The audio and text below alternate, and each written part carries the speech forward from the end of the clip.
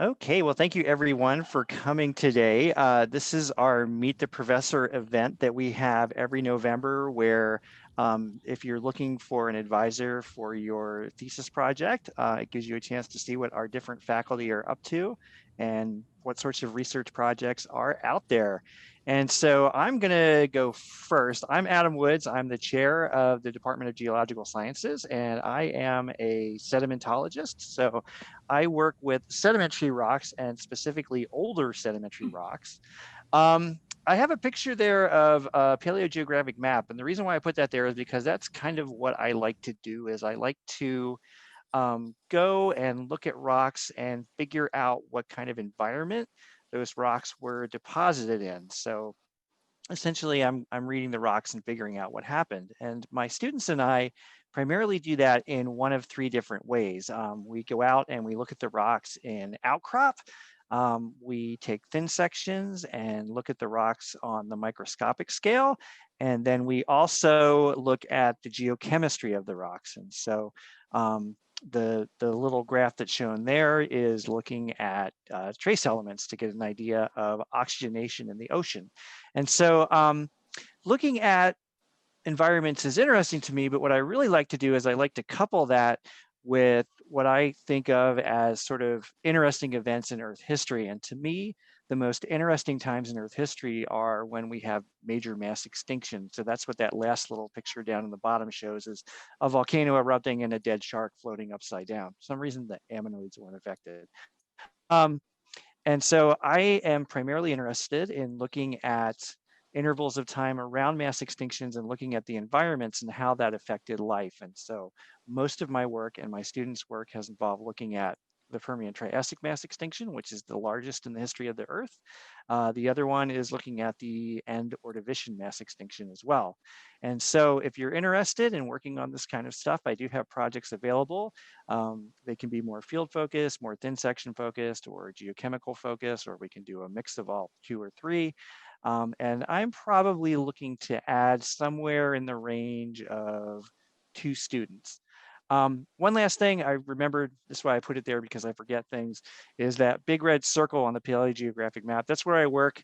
I primarily work in Owens Valley. It's kind of my second home away from, well, it's my second home or my home away from home. I love to work up there. And so it's an awesome, amazing place to do field work. So if you're interested, come and see me after the event. We'll have breakout rooms after everybody goes through their research projects and we can talk about potential projects. So next up is Kate. Hello, everyone. So I'm Kate Metcalf. I do tectonophysics. So basically that means everything plate tectonics. I have 2 major mapping projects. I have a project that's funded to go work in the Tethyan Himalayas. This is in southern Tibet, north of Everest. However, that one's in parentheses because of COVID right now. I'm skeptical if we're going to be able to go into the field this summer, but that is something that maybe if you're a little bit farther out, you can keep on your radar.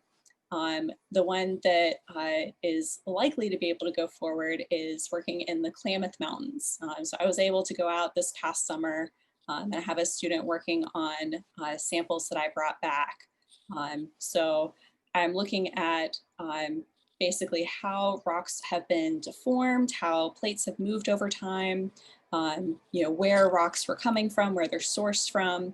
And to do that, we look at rocks under the microscope. We look at the minerals that are in rocks and how old those are and where they came from. We try to reconstruct the deformation and even the tectonic plates over time. And so that project could involve field work. It could also involve working with samples that have already been collected and doing more lab work. I also integrate geophysical and geological data. So there's a lot of data that is out there. This is something that you could actually do pretty much anywhere in the world. I put up some seismic data from Southern California, but there are a lot of different data sets that when you put them together, you get a much more complete picture of what's going on tectonically. So if you're interested in looking at a particular area in the world, looking at plate tectonics and kind of bringing different data sets together, let me know. And I am looking for probably 2 to 3 new thesis students. So if you're interested, want to talk more, come see me afterwards. Great, thank you, Kate. Next up, we have Rich. Unmute myself. I'm the resident hydrogeologist. I do hydrology as well, looking at recharge basins, chemistry. Lately, we've been looking at the materials that go into wells that help make them more efficient or less efficient, and maybe allow them to last longer before being plugged, which is something of importance to the groundwater community, because there again, most all of our drinking water comes from the ground. And so those wells are pretty expensive at several $1 million a piece. So understanding what goes into them and making the materials themselves match the conditions in the environment certainly can save millions over time. You'll also see a picture on there from Malibu. I've done a lot of work over the last 20 years in Malibu and Mojave Desert. There we've mapped everything from sedimentology to groundwater maps to chemistry and geochemistry to the contamination that's out there, looking at long-term trends, trying to help the various agencies understand their individual groundwater basins. Most of my work can either be done as modeling, can be done as field work, it can be done as laboratory work. So really can be anywhere in between. So with that, thanks. Thanks, Rich. Next up, we have Sean Lloyd. Hi, folks. My name is Sean Lloyd. I am a low temperature geochemist, but I primarily work on carbonates, namely carbonates that are, for the most part, but not always, somehow growing because of the activities of microorganisms. And so my students and I, you can see some photos of my lab and some students that have gone through my lab, including current thesis students. We tend to employ quite a few different geochemical methods. We like to do things like measure isotope abundances, including carbon isotopes within my lab. And so if that's something that you're interested in, working with some neat machinery, come talk to me. But we also make other measurements, including sulfur phases and sulfur isotopes, as well as minor and trace metals that are incorporated into carbonates. Ultimately trying to get a sense of what specific processes might lead to some of these microbially mediated carbonates. And really part of the interest in that stems from the fact that microbes are a very diverse population of organisms that can do a lot of different things in order to metabolize, certainly much more broad than large organisms like you or I, or cats or insects. They can essentially do a lot of different chemical reaction that has consequences, and sometimes the consequence can lead to products that are left behind in the geologic record, including some interesting, we'll call them interesting types of carbonates. And so I work on a number of different systems now, including some deposits that are associated with salt domes. And you may have heard of salt domes in association with, for example, hydrocarbon traps. But these tend to incorporate or include precipitates or large deposits of carbonate, but also other exotic minerals like exotic sulfide phases and also elemental sulfur as a result of degradation of hydrocarbon. I also explore the sort of box on the top right there, carbonate structures that form in marine sediments as a result of the degradation of organic matter in those sediments, something that we call carbonate concretions. But I also work on systems that are probably in large part not biological, but result in some interesting deposits of carbonates. And so on the bottom right, you can see a hot spring that leaves a fairly extensive travertine deposit in a certain morphology that we call fissure ridges. And we think that that's somehow related to chemical reactions that happen when deeper source fluids reach the surface. But all of these are sort of projects that deal with figuring out why a carbonate occurs where it does. And like I said, we employ a number of different methods. And what I want to note before we leave is that some of these methods involve working on stuff we already have in the lab because we may not be able to go into the field anytime recently. But also I have a couple of asterisks next to a geochemical modeling approach. And so this is something that can be done without collecting samples at all and can be done with using just your personal computer. And so if any of these different topics sound interesting to you, come see me. Thanks. Thanks, Sean. Valley. Hello, everyone.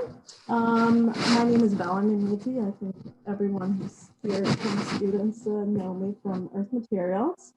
My research involves magmas. I am interested in volcanic eruptions, and even more so than volcanic eruptions, I'm actually interested in the underpinnings of volcanic eruptions, which is essentially the magma plumbing and the storage areas where these magmas reside for sometimes millions of years before they either make it up to the surface, erupting in a volcanic eruption, or crystallize to become plutonic rocks. And so I like to play it safe, so I don't study active volcanic eruptions. I'll just go for the extinct ones. And so we look at the rocks, and primarily, and most recently, I've been really looking at minerals. And minerals really pick up pretty much everything that they see in their environment. And all these elements that are in the magma that indicate certain magma processes, we can read by looking at the chemical compositions from core to ring compositions in these minerals. And so this is really something that has gotten me quite excited the last few years, and I'll be continuing to work on mineral chemistry, especially feldspars and biotite and hornblende. Those are some of the more rock-forming minerals. We also look at rocks, and we get them started really early, as you can see here in the photograph down below with the baby on there. We get them started in their freshman year. So if you are early on, I don't think any of you are all that freshmen yet already. We go out into the field, look at the rocks, and at the very least, you'll be going out into the field to collect the rocks. So if you want to do a lab intensive study with me, you'll be going either to Yosemite or the Box Springs Mountains, which is in Riverside, to collect some rocks with me.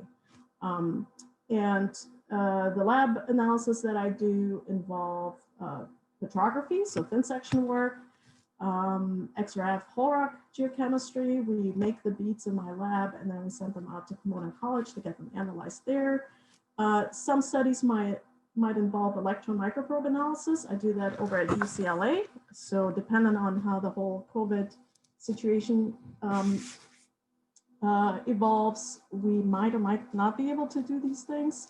But either way, like others said, I have plenty of samples in my lab. So even if we can't go out into the field, you'll be able to do a project with me, no problem. Other analysis I do is uranium lead zircon geochronology. And just recently, actually, with one of the undergraduate students, we did a remote ICP-MS zircon dating with the University of Arizona lab called the LaserCron, and that was awesome. We did this just over the computer, over Zoom, got our data, and the students learned how to do the analysis.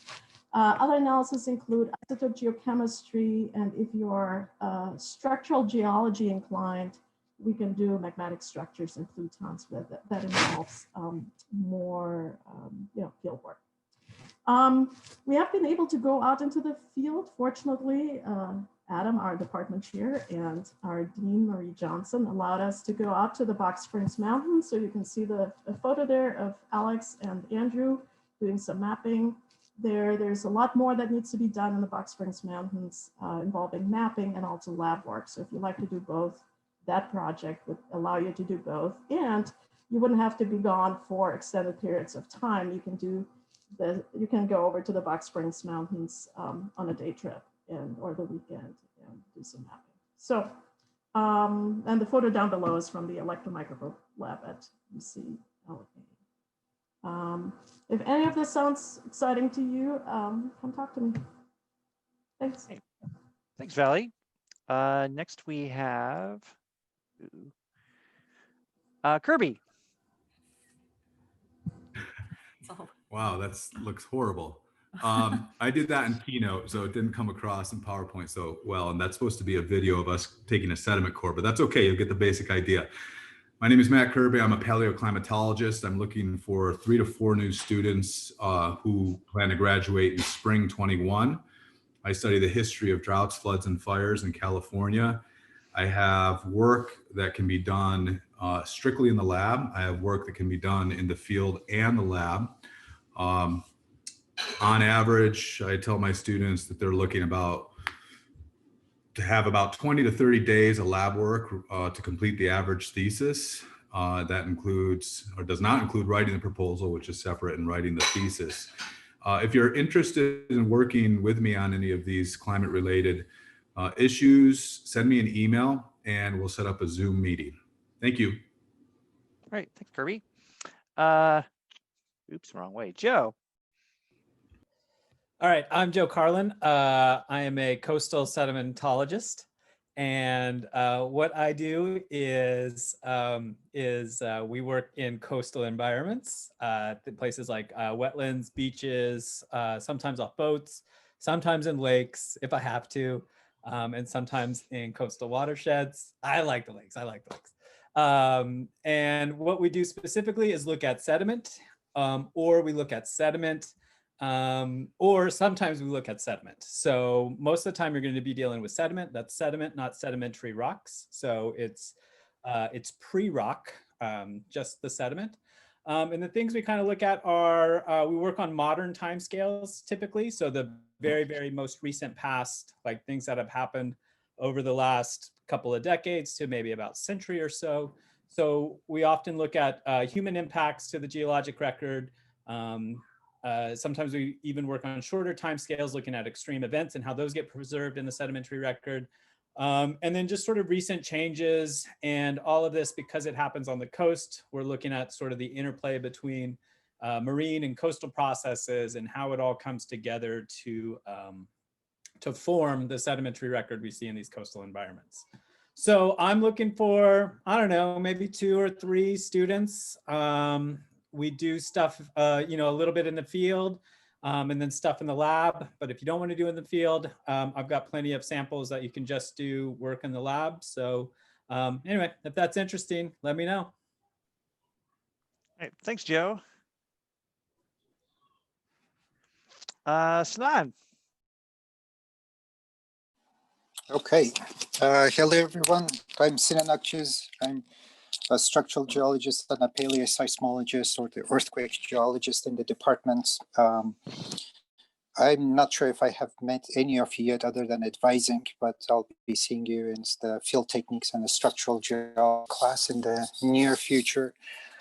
So my research interests are basically looking at different sections of fault zones. On the surface, we do see the evidences of each individual earthquake activity. So that's kind of field-intensive research requires trenching across faults such as the San Andreas fault, digging through the dirt. These are not rocks, and things that have deposited within the last couple of thousand years, and they preserve the evidence of the last several earthquakes. With that, we try to find their ages, their slip. From that, we try to determine how big those past earthquakes were to get an idea of what the future might be like. So that's that paleoseismology related projects, which I do need to complete this upcoming summer, would require anywhere from 2 to 4 weeks of dedicated time field data collection, which will be, the research part of it will be fully supported. My other hat in the department is on the bedrock geology side of things, the structural geology side of things. I look at faults that have the deeper equivalence of these faults that are now exhumed on the surface.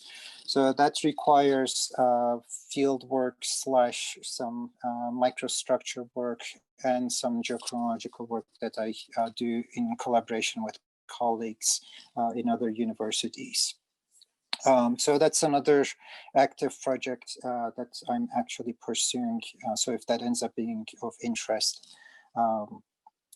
please do consider that as well. Now, recently, another interest of mine with one of our master students who has recently graduated is taking advantage of the more readily available 3D printing technologies to produce these models that we can utilize in any of the earth science classes. My focus will be on creating such models for like field techniques and structural geology.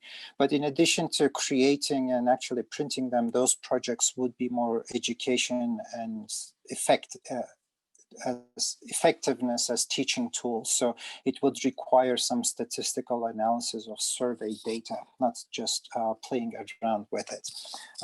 If any one of these projects sound interesting, I'll stay behind for these breakout rooms, but if that doesn't work, feel free to reach out via email.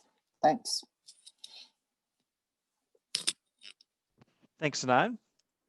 All right, next up we have a couple of videos. One from Actually, Nicole and Adam, don't even play the video because it's like so long. I can just talk. okay. Yeah, it's like a 4-minute long video. And now that I'm seeing this, it's ridiculous. So I rather just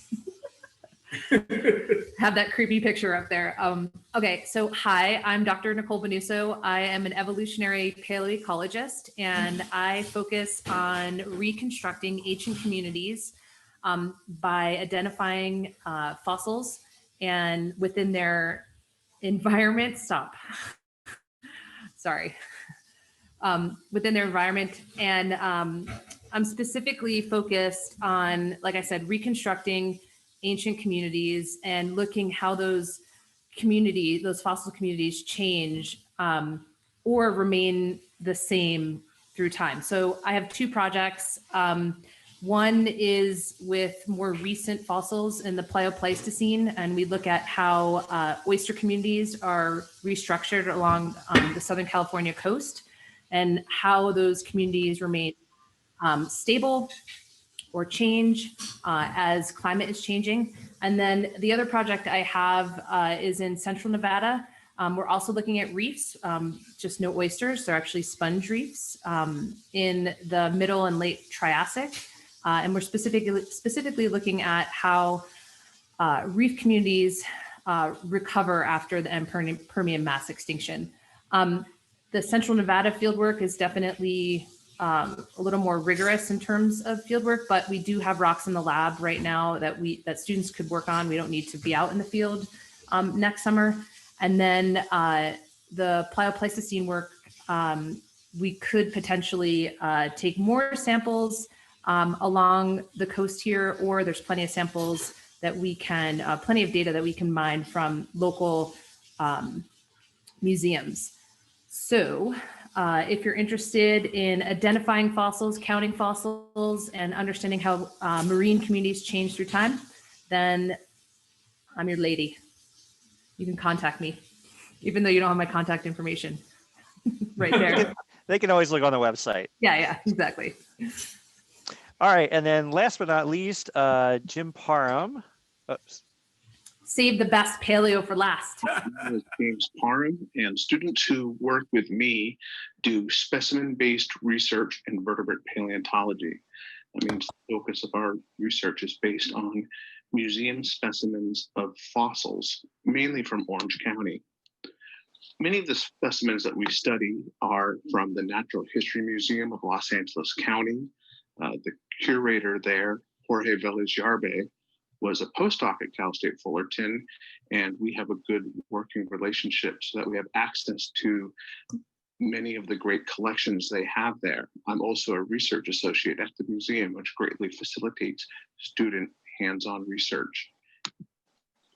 The students in my lab generally have some aspect of scientific illustration and description of the anatomy of the fossils.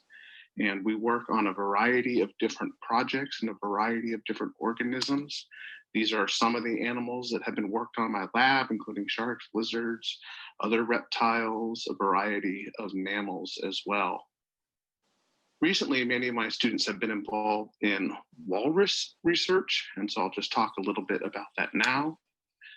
2 years ago, an undergraduate led a study describing Titanitaria orangensis, which is named after the Cal State Fullerton Titans. And this morning, if you saw the Fullerton homepage, it talks about another study describing 3 new species of fossil walruses from Orange County. And this type of study kind of exemplifies what we do in my lab, where we look at these specimens and we will look at the evolution of characters through time, such as the evolution of, in the case of walruses, tusks, or we look at species diversity through time as well.